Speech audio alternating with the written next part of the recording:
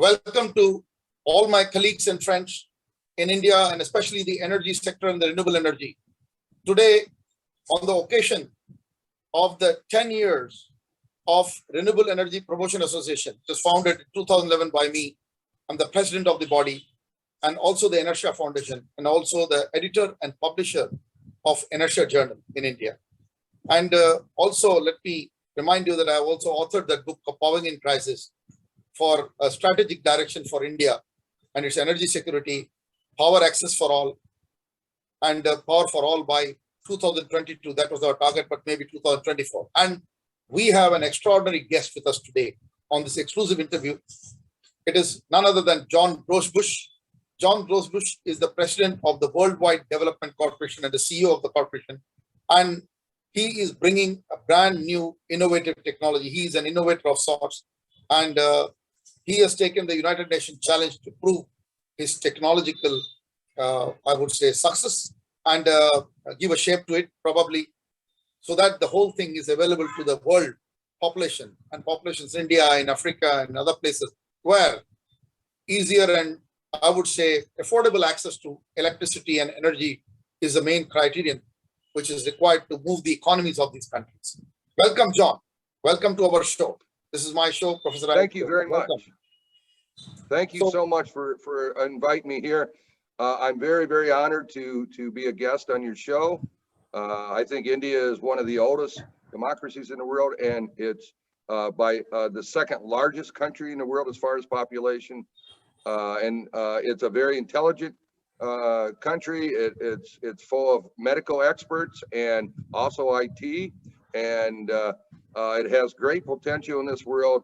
And my hope is that the new energy invention that I've created creates enough energy for India to flourish and do it very, very cheaply, and give the India economy a boost that's unprecedented within India's history. So that's my goal. I can tell you this, I've been to the United Nations. I was invited there. I gave a speech there. I was invited to the Department of Energy in the United States, gave a speech there. Mostly what I saw was politics. It wasn't based on true science. The Worldwide Development Corporation has been active since 2006. We had our first large breakthrough about 3 years ago with generating energy, kinetic energy from water movement. The new energy invention that we've created does not create any pollution. It's 24/7 energy.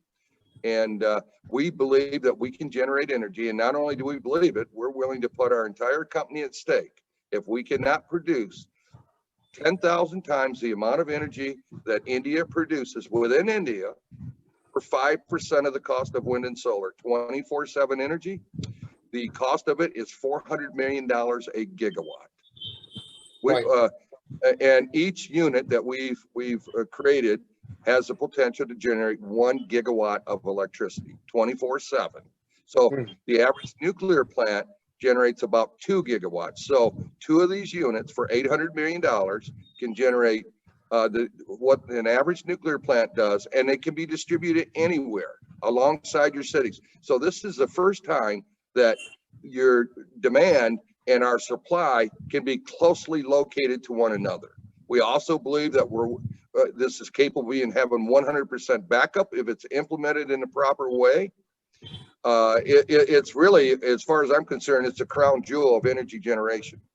And we're willing to put up the rights and fold up the company if we cannot prove this from what is already existing. We have a prototype, we have 3D drawings, we have all the engineering and other materials that we say that we can prove this in front of an audience, in front of the United Nations. And if we can't, then we go home. And we're not asking for money up front. That should tell people everything. There's no scam at all. There's no money involved. What we're asking for is the United Nations to take up that challenge. And if that challenge, we can prove that challenge, it changes India's lives and people around the world's lives completely. We actually believe that the survival of the human race is at stake. We're going to run out of oil. BP predicts 50 years, maybe we have 80 years left. What happens when we run out of oil? We run out of energy. What happens when what else happens when we run out of oil? We lose the ability to make plastics. And without plastics, you can't create you can't maintain a modern society. Imagine, look around. Everything's made out of plastics. What would we make everything out of? Wood, tin, steel? Impossible. So this is critical for the actual survival of the human race. And until this is taken serious around the world, we're headed downhill, and we're hurting the future generations of this world. People should, this is about our children. This new energy invention, and the amount of royalties that we want to collect is 10% of the cost of energy generation. Now let's look at that for a second. If we can generate energy for 5% of the cost of wind and solar, and we only want 10% of that amount collected as royalties, and what are we doing with the royalties? We're going to make sure that this is distributed around the world to help poor people and poor countries around the world, to elevate them. Somebody in this world has to start assisting poor countries. And as far as I'm concerned, this is just as good a place to start as any.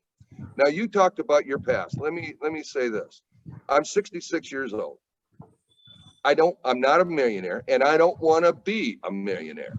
I have no interest in living in a mansion with a bunch of guards out front.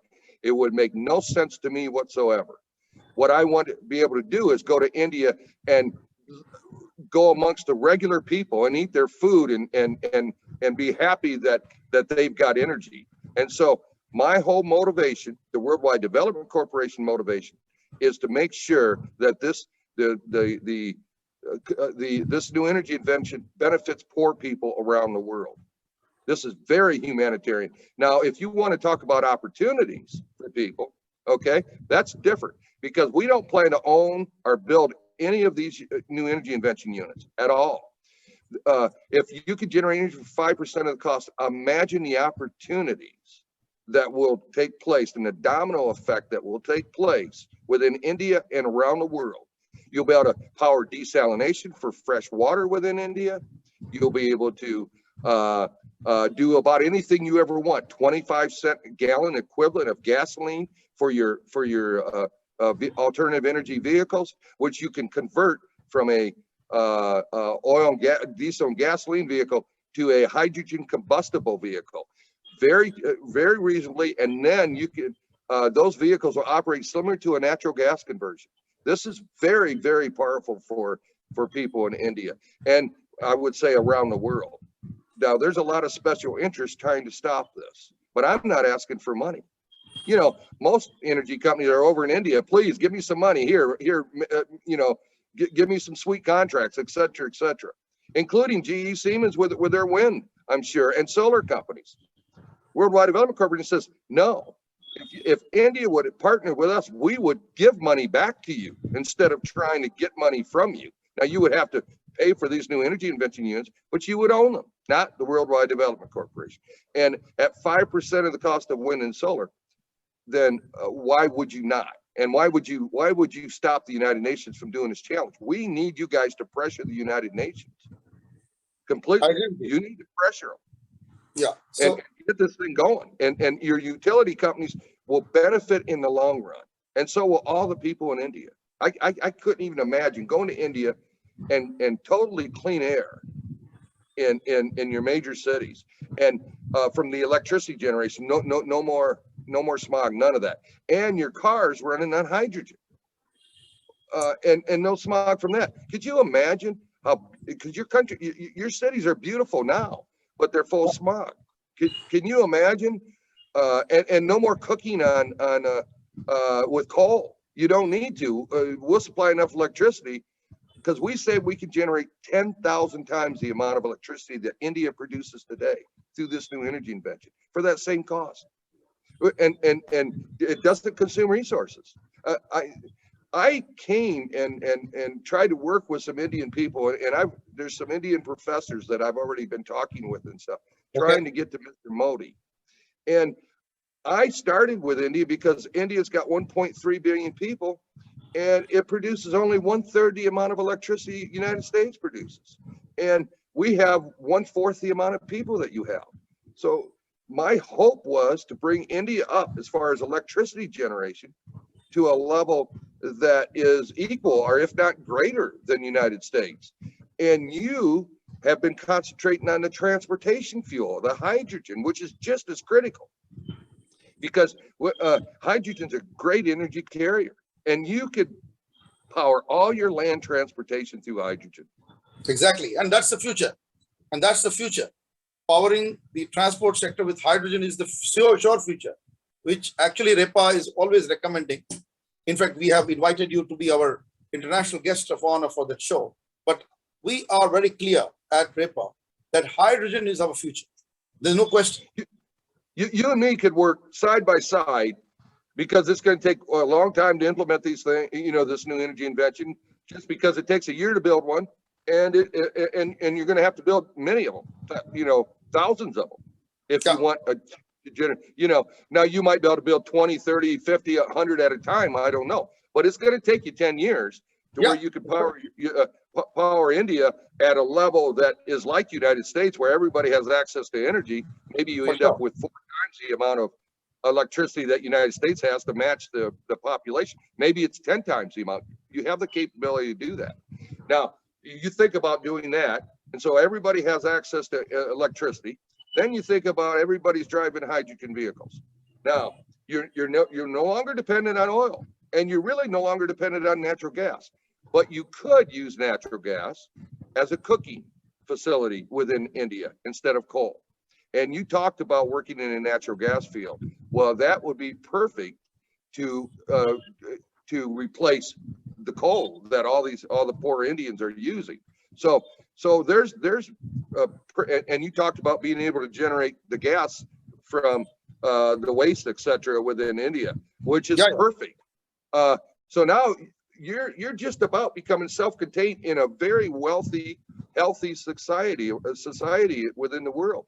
And no more of this crap. Well, India, right now is being blamed for, pollution. Well, just for the folks in India, India only produces 1/3 the amount of electricity that United States and China produce. Exactly. And it's got 4 times the amount of people. How in the world is India the big problem in pollution? So they're not, but it's easy to blame you because you do burn a lot of coal. China burns a lot of coal too. But why blame you? China's building coal plants in the southern part of China, and then using people don't know what this is, but HVDC lines to transmit that, which causes lower power in long distance transportation, to get that electricity up to Shanghai and their capital up there, Beijing, so that way they're not polluted as much. But there's still pollution, and it still looks like India, but yet they're doing all this crazy stuff to just like they're crisscross their country with water. India hasn't done that, but I know India and China are fighting over dams, etc. This new energy invention could power enough desalination plants where forget the fighting over dams. You don't even need the energy from the dam. This new energy invention produced enough energy to turn India into a water oasis, literally, fresh water everywhere. And it would be cheap because this new energy invention generates energy cheap.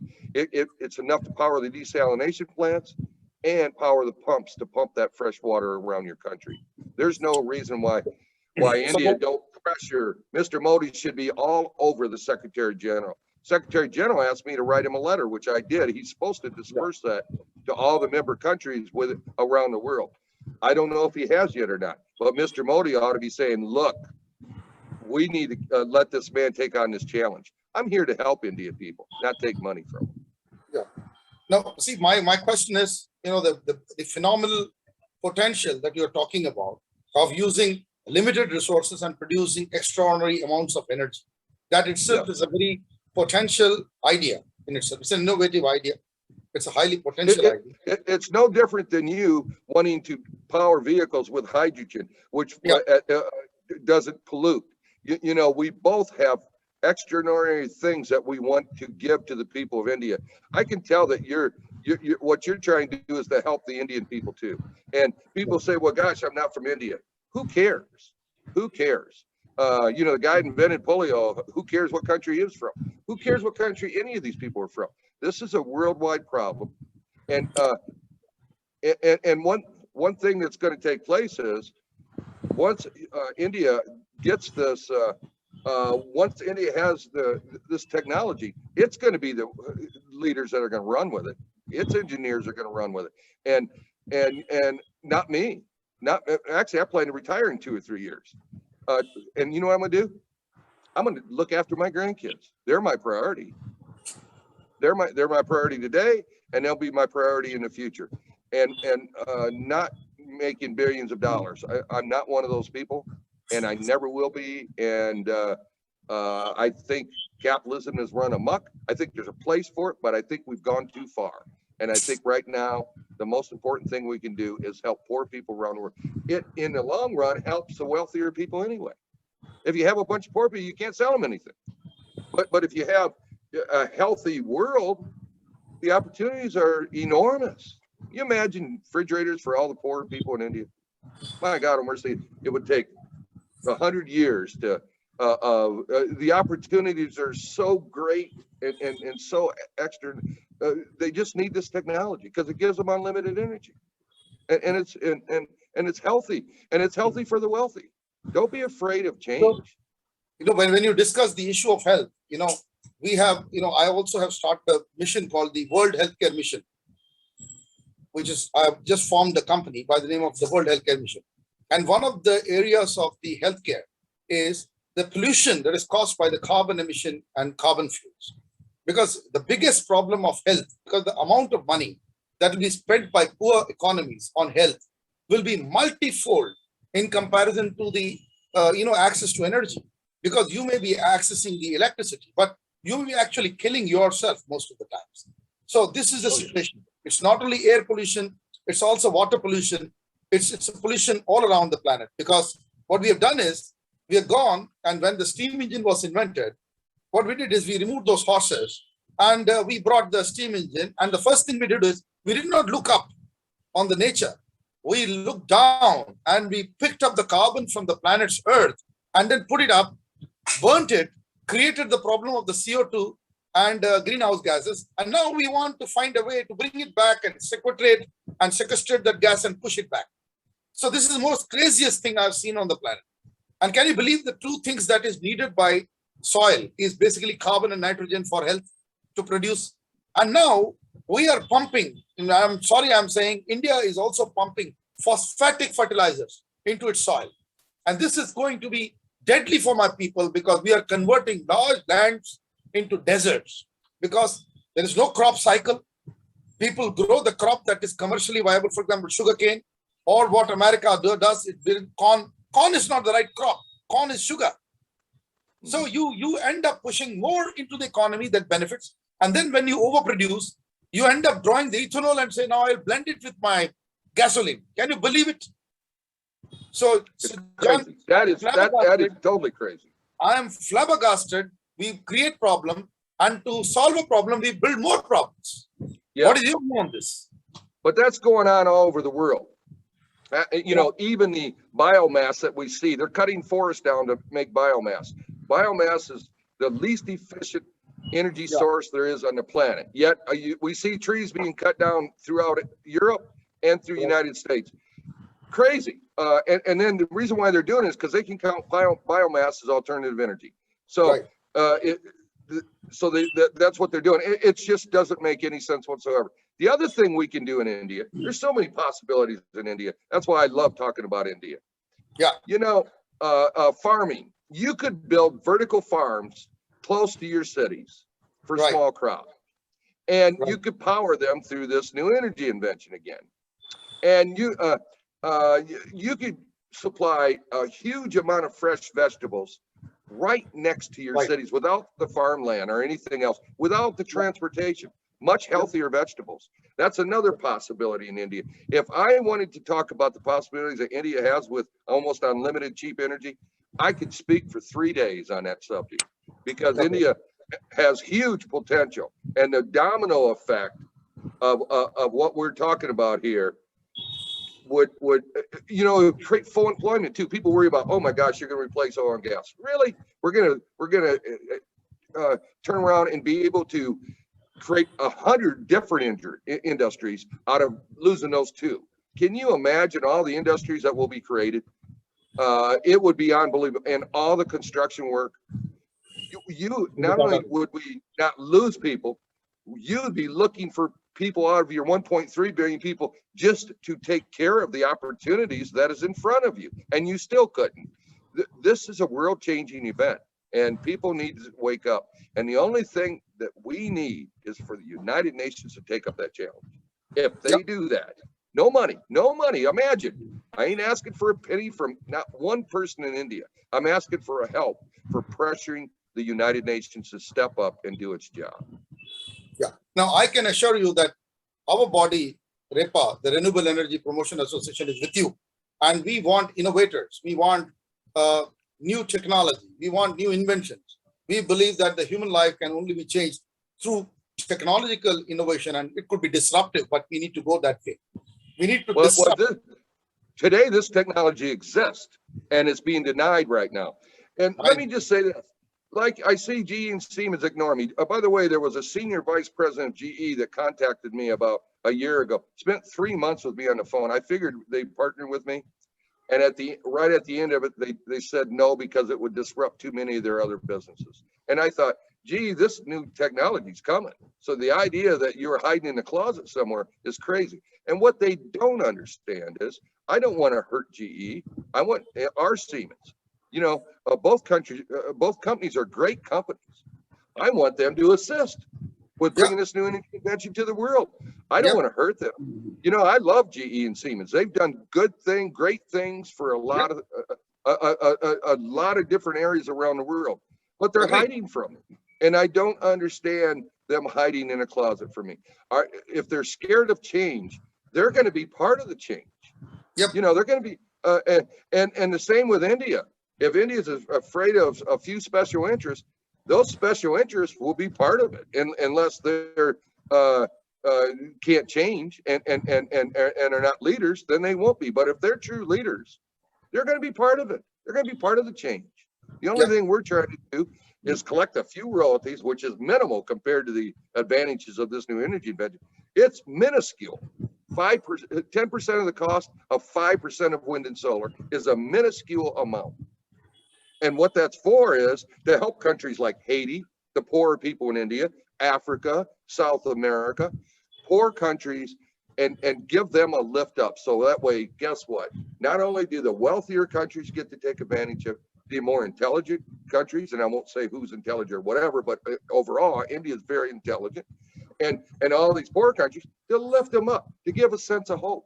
Hopefully it stops wars, it changes everything, and we actually then are capable of entering the 21st century like we should be.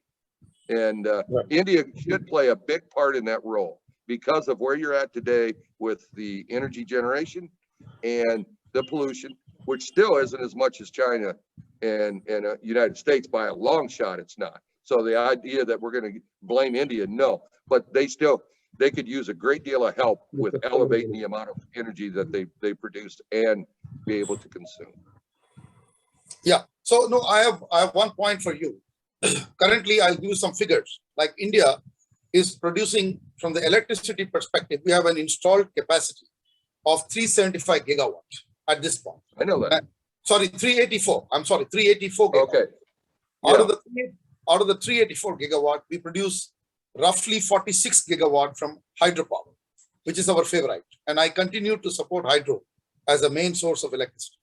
Because the conversion efficiency of hydro is 58% compared to any other power, and it is also capable of peak shaving and acting as a spinning reserve. So that's an advantage with it.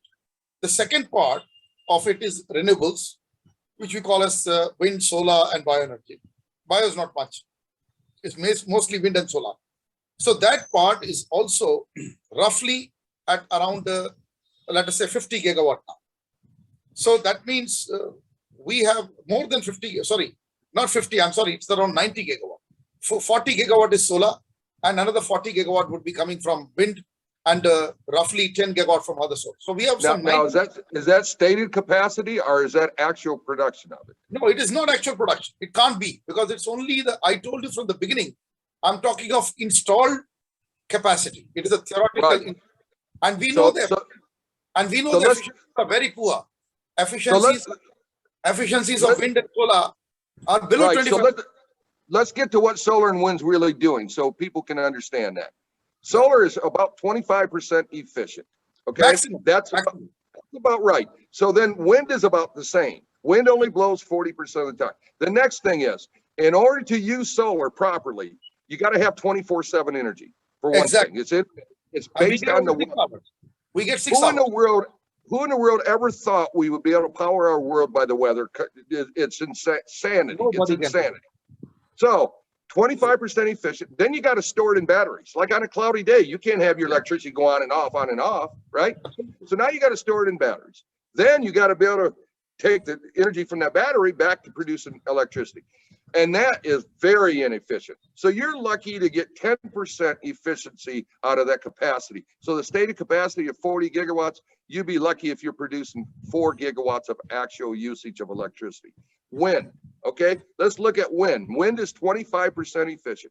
You don't know when it's going to blow. So, you know, if it blows a little bit here and there, and then you have gusts and lows. So now you're not generating an equal amount of electricity. And by the way, electricity, you have to be able to really produce the electricity, because the consumption is got very tight levels on 50 hertz or 60 hertz, which you have to maintain. Otherwise, you have blackouts. And then you got to store that electricity from wind turbines in batteries. This time, they're huge batteries, right? Because they're utility grade. So now that's a huge cost, and you're lucky to get 10% out of that. And India knows about blackouts. You even have roving blackouts in your country. And for a certain time, you can use electricity then, and then you can't. This has got to stop. India cannot run their economy based on roving blackouts. It's insanity. And again, this new energy invention stops all that crazy stuff. And it allows India to have a economy that can grow and that is healthy. And I'm just baffled by the people trying to promote wind and solar, and they're big companies. I think maybe it's because they can make a lot of money at it, but you know, convincing politicians that this is the way to go when science tells you it isn't, that's a pretty sad situation. And Worldwide Development Corporation wants to change that. Yeah, and I'm very clear. India is ready for change, and you need to understand our problems, because we have decentralized and distributed power delivery for the rural. We need to give them enough, I would say, freedom from dependence on the grid. See, one of the biggest challenges, freedom from the grid. Today, when I'm sitting with you, I'm sitting in a very important day. This is the month of August. Another 6 days from now, we will be celebrating our 74th year of freedom. I don't call it independence because I don't like that word. Because independence would be hyphenated in-dependence. So I don't want to use the word independence. I celebrate Freedom Day. Every year I celebrate Freedom Day, not Independence Day. So freedom is most important word. So freedom from the grid for our people in rural. 60% of India lives in village economy. Even now, they are rural people, and they should not be dependent on the grid. So I'm very happy with your concept of microgrid, because this is what I believe in. The smaller microgrid, decentralization, distributed delivery, that's most important to India. For our success, we need to give power to our people. It's not only a constitutional challenge to give democracy to our people, but the energy poverty that is coming into India is because we have not democratized the delivery of energy to our people. So we have to democratize the delivery of energy in this country, which is what REPA is championing. And if you see this cause as a great cause, I think there's every reason for people like you and people like us to work together and tell our governments that this is what the way to go forward is. Well, you know, again, for me, I'm not dictating to anybody. What I'm doing, and I love what I'm doing, is I said to the world, hey, I've got a challenge here, and I'll go to the United Nations, I'll submit this challenge. This challenge, I'll put my entire company, my entire life at stake. And if I can't pass that challenge, which 99.99% of the engineers think is impossible. No, because they don't want to. They don't want to gamble. They don't want to gamble. This is a gambling that you are doing, but it's a calculated gamble you're doing. Because you know the gambling. This is no gambling. I don't ask. No, I don't ask anybody for a penny. Not I one, know. not 1 cent. I know, but I'm just using that word because for the perception, for outside world, it's like this guy is 66. He has nothing to lose, so he's gambling. That's the way they look at it. I'm being a devil's advocate when I'm using that word. I'm not saying that you are gambling, but I'm saying that's the perception. And Oh, I get that. I understand. I understand. So I'm not saying that No, you're gambling. You're very clear. no, You're a technology centric guy, and you have done your experience part of it. You know the engineering part of it. You understand physics, and using physics, you are talking something. But what right. happens with the whole world? They say he has nothing to lose, and then they will say he's trying to make a gamble. So you need Yeah. to answer that. Well, I'll be truthful. I have nothing to lose. Period. They're right about that. But here's Yeah. the thing. My background, I was a soldier. I finished. Oh, wonderful. I salute you. I salute you. Finished. That was during Vietnam. I finished college in 3 years, a 4-year degree in IT. I have a track record of working for Marathon Oil Company's corporate headquarters as a lead analyst for 25 years before I retired Wonderful. from there. I worked for on this project for the last 15 years. Yes. I have a great track record. What's wrong with a person that's in his mid to late 60s that has health concerns that doesn't want to be a billionaire? Yeah. I don't think there's nothing wrong with it. And I actually think it's a wonderful thing that I would put up this challenge to the United Nations For sure. and put my entire company at risk. And not ask for no money. That's what the no money was asked for, to get rid of all the skepticism. This man is trying to do this or that or the other. No, no money. So a person could say, gosh, he's got nothing to risk. I actually do 15 years of my life, and also a new energy invention that I put over $1 million into of a normal human being. And on top of it, they're right. And I'm just going to say they're right. And I agree with them.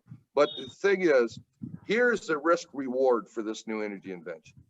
Almost unlimited cheap energy distributed around the world that actually more than likely will help with the survival of the human race versus United Nations challenge. They're not asking for money to go and look. Are people that afraid? Are they that fearful? Are they that negative where they say, if this man has spent the last 2 or 3 years on the internet trying to bring people into the fold, trying to help people around the world with not putting any money in, you're going to knock him for saying he has nothing to lose? Well, I actually kind of do. 15 years of my life, right? I mean, maybe it doesn't mean a lot to them, but to me personally, it means a lot. My reputation, everything else, my honor, because for me to go do this, I'm willing to do it in front of the United Nations. It takes 1 day. This is a 1-day thing, because what's going to happen is the first day they're going to say this new energy invention is capable of powering the planet. Yes, I agree. And they're going to be able to figure that out in 1 day. It's going to take a couple of days to figure out the cost, because you got to break down the cost. So we're talking a 1-day challenge in front of the world versus being able to power the entire planet for 5% of the cost of wind and solar. To me, if someone gave me that option, I know what I would do. Especially if you're like India, you'd say, "Wow, you mean to tell me that I got to spend 1 day to find out if this guy's right?" Hell, I'd venture to say 2 hours. They'll know the capability. 1 hour, but they'll spend a day there talking about it, and then a couple of days for the cost, and then we're going to walk out of there, and they're going to go, "Yeah, it's real. He passed the challenge." And that's exactly what's going to take place. And then the whole world's going to go through a change. The whole world, all at once. But guess what? With climate change, with stuff going on today, it better. Otherwise, we're in trouble. And everybody knows that. I've waited long enough now to where we see the climate change. And we haven't even saw the real effects yet. And we saw the pandemic. And that's nothing compared to running out of oil. We run out of oil, we'll kill ourselves, each other, totally. There'll be mass everything, nuclear everything else, because desperation causes a huge amount of trouble, which you're well aware of. And even your water shortages you're fighting with China over and a few other countries over there, ain't nothing compared to running out of oil. You imagine fighting over. I want to interject there because you said water shortage. I'll tell you, India is below the WHO specified standard for health, which is basically 160 liters per capita access of water, which is mandatory to keep a healthy living. I will tell you the news, which is not a good news, and this we know for the last, I would say, maybe 4 or 5 years minimum. You know, we are in a water access deficit where India's urban centers are only able to allow 50 liters per capita per day for water access, and which is below the 160 mark, way off. And I'll tell you the rural access is below 30 liters per capita per day. So we have a water challenge, not only, so I use the word energy poverty. People used to talk. I said, India is not poor. India is reasonably rich nation, but is energy poor. India is not a poor nation. No. India is very rich people in terms of culture, very rich people in terms of, I would say now there is not as much poverty as we used to talk about physically. People have food to eat. You know, it's not a country of elephant runners or snake charmers. It's no more that country. It's a country which has it sends the best spacecrafts on the planet, the lowest price. It actually got the fastest acting supercomputers, which the Americans know very well. That's the Param computers which are used by us. But the challenge is we have 1.38 billion here, and we need to reach each one of them, right? It can't be that. It can't be like 1 or 2% of my population is rich, and the rest of the population just looks up to them for some. I would say, and that's what the Rural Development Corporation is trying to work on. You know, I know a lot about India. I've looked at India very closely. I haven't been there, so I'm not an expert like you. But I also know that you have sanitation issues that are just enormous. I know your agricultural land is being filled up with coal ash that is hurting your agricultural land. I know that there's water shortages in a lot of places and water issues in a lot of your areas. I know there's pockets in your country that are what I consider middle class, and then there's a great deal of poor people in your country, in, like you said, in the rural areas. You know, I really keep close track of India and China, specifically because there's so many people in both your countries. China, even though they cover it up, has got a lot of issues that you have.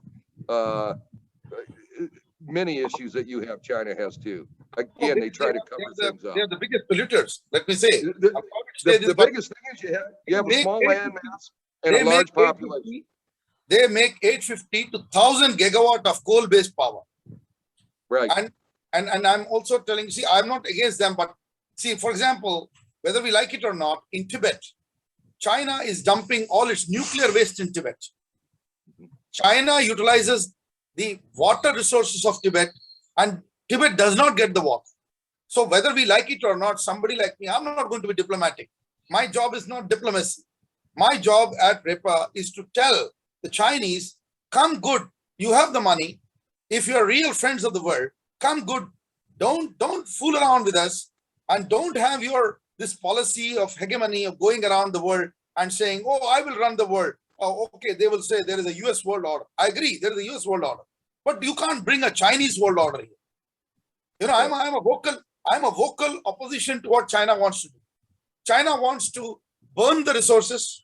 They want to produce everything dirt cheap.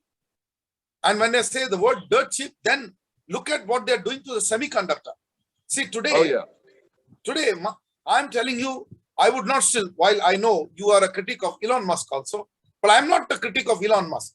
Elon Musk may have gone wrong in some way, but he's a good guy. You know why? At least he's sending the spacecraft, and he will change the 4G, 5G business. He will come with the Starlinks. He gives us an opportunity to go to broadband with 300 Mbps. Why I'm using this? See, I'm talking to you. My broadband is damn weak in India because in spite of that, I'm doing the program. Only because we are trusting the 4G and 5G business. Yes. So we must get out of this. So I agree with the Starlink's idea. Send the satellites, bring the broadband, 300 Mbps, pipe burst, and then just give one-time fee and use it. So everything about Elon Musk is not wrong. So I would be very happy. I would be very happy with the Elon Musk trying to understand what Professor Iyer and the great Rosebush has spoken here. I would send this video to him now. You know, Right. see, please understand, we need these businessmen who know the game changing, and they should all come together to support your technology, to support my idea of a new world order. And you know, the Chinese are only interested in, they want to be the factory of the world. Yes, I agree with that. And this is You foolish. know, they're trying to take over all the countries, influence in Africa, I'm sorry, my Australia. friend. John, I respect you because you are a soldier. You come from the military, you've come from the army, you work for the country, you fought for the country. But I'm telling you, I will talk about one of your ex-secretaries, the great Kissinger, the kiss and make formula. Kissinger, yeah. What Kissinger did after the World War II, when it was Japan was the target, what we did, the whole world leaders kept quiet when China was picking up Manchuria and doing everything. Everybody shut down. Now, later on, it was the same Kissinger who went and told Nixon that to get China on our side, we play the model of manufacturing. And now what they have done, it's a Frankenstein now. Nothing is made in America. Everything is made in China and it is dumped into your country. And can you believe those very days, India was standing in front of you, but nobody helped India. United States did not look up to India as a partner, only because we were friendly with Russia. How does it matter we are friendly with Russia? That does not stop India and US to be friendly. Right. So even today, through this program, I want to say the condition of our friendliness with Russia cannot be kept as a, we cannot be kept at ransom by saying you are a friend of Russia, therefore we don't work with India. What's happened? What's happened to the American economy? Now today, a 23 trillion American economy is being challenged by a 13 trillion Chinese economy. And what happens to India, which could have given you 10 trillion? We are sitting at 3 trillion. Only because, I tell you, the American wealth holders did not ever look at India as an option.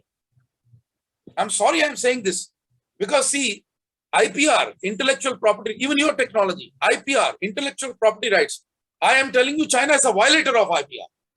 Well, India I know that. And India is not. India is not. That's why I need this United Nations challenge to go forward. And the other thing is that you're talking about India. And I tell you, UN, I'm sorry, I'm talking about UN. See, I have a problem with UN. UN, I do too. UN, our friend Antonio Guterres is a good man. He's from Argentina. He's a good man. But predominantly, UN has succumbed to the Chinese hegemony. Believe me. I agree with that. But here's the thing. After our friend Donald Trump, I'm going a little political, but after our friend Donald Trump made the mistake, the big mistake of withdrawing from world bodies of renewable energy. He was not supporting the renewable movement in United Nations. He also withdrew himself from the World Health Organization. What has it done? It only gave a free time for China to push its agenda. Right. Do we have, this is the problem. This is the problem. When you talk about technology, my problem is this. My problem is that John will be trusted by India. But will the Americans and my friends in the United Nations look at this in the proper way? Well, it's up to India and some other countries that step up and put pressure on the United Nations. And we are ready. We are ready. We are ready. By the way, just so you know, I am ready. I am ready, my friend, for you. I am ready to support you. And just so you know that on Friday, I have a Zoom meeting with 13 African country leaders. I don't know which ones are which, and I don't really care. Wonderful. But don't forget, they're going to tell the United Nations Secretary General that, hey, this belongs to the people. And I'm hoping that we can do the same thing in South America. I want this to belong to all the countries. And so all the countries will put pressure on China and Russia, etc. And by the way, I don't really care what happened after World War II. I mean, I do care, but really what I care about is what happens today forward. That India, if India 10 years from now is generating 3 or 4 terawatts of electricity, not gigawatts. Yes. And if their land transportations run on hydrogen and they're using gas for their cooking, and they have a clean country with a great deal of energy, and they've desalinated enough fresh water to clean things up and power your and power your sanitation systems and build vertical farms, and everybody's working, and everybody's prospering, and India is growing in a good way, and the young people are happy, and the older people are happy. Guess what? I don't care what happened anywhere in the world to anybody except for this day forward. And I want India people to prosper. I have lots of Indian friends over the years. I agree with you. And I worked with them. They're wonderful people. They're very caring people. They're very intelligent people. Yes. But so are other people around the world. I don't consider myself even a U.S. citizen. I consider myself a world citizen. I also consider myself a person that wants to do nothing but good for the world. And I care so much. I mean, it sounds a little crazy, but I care so much about the Indian people. I care a lot about the Haiti people. I care a lot about the African people. So many people have been abused in this world, and there's so many poor people that feel like there's no hope, desperation. We need to stop that. We don't want to hurt the wealthy people, but we need to lift those other people up. And what I consider where they want to, they feel good about the future of humanity. And I don't care about if Elon Musk likes this, or I agree with some things about Elon Musk, other things I don't. I could go through the list of all these people. It's always half and half. I agree with half, don't agree with half. But I do know that question that you came back to me with. About John, what do I got to lose? Yeah, it's an absolute pleasure when I'm talking to you. I could continue forever, but I'm saying that you have made a nice, innovative approach. And what is your date? Now, let's know, to tell the audience, what's your date? What's the UN date for challenge that you have accepted? What's the timeline? I don't really have one. I put it out there as an open challenge. If the United Nations called me tomorrow and said, John, we want to take your challenge, I could be there the next day. Oh my God. So you're very well prepared for this. Oh, you ready? I could be there the next day. So you're super prepared. If I use the word, you're super prepared. One day, and I'd be there to present it. One day. Amazing. Yeah. So if Mr. Modi would contact the United Nations and get about 4 or 5 other countries to contact them, I'm going to say something very, very provocative in India. If Pakistan and India came together, that would be wonderful to me. I don't really care about the past. I'm here to help all countries. Now, their conflicts they have, I feel awful for. Even sometimes there's hatred, but you know what? It doesn't make any difference. I want all countries to get along. And no, I would rather invite you, because I have a SARC forum, because REPA is supporting Bhutan and other countries as well, because we are very closely working. So I would like to look at the whole SARC, and then SARC includes Pakistan for your information. It's not exclusive. They are also part of the SARC, so there's no question on that. Yeah, and you know what? Everybody can use energy. Yeah, I guarantee that. If you talk to a country that says, I don't really need any more energy, then I'd like to know what country that is. Yeah. And energy is wealth. You're well aware of that. I know. Energy is wealth. It's the same thing. And energy is the most democratizing process. Energy and water, they're democratic process. Yes, energy, and food. Water, air, they're democratic. They don't have boundaries. They don't have borders. They are for everybody. And when we start to run out of oil will be one of those that go right along with that, because there's nothing to replace oil for plastics, not for energy, for plastics. So, I'd look at it as, you're right, energy, water, food, and oil of all things. Right.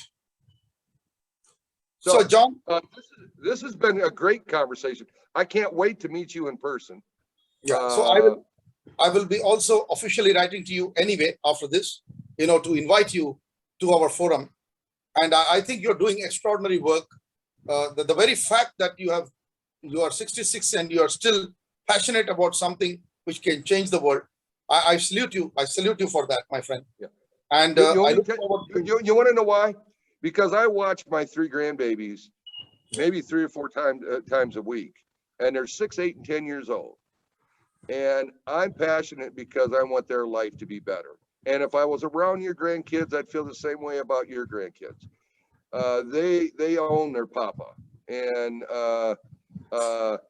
they will now, and when this project goes, they will then. And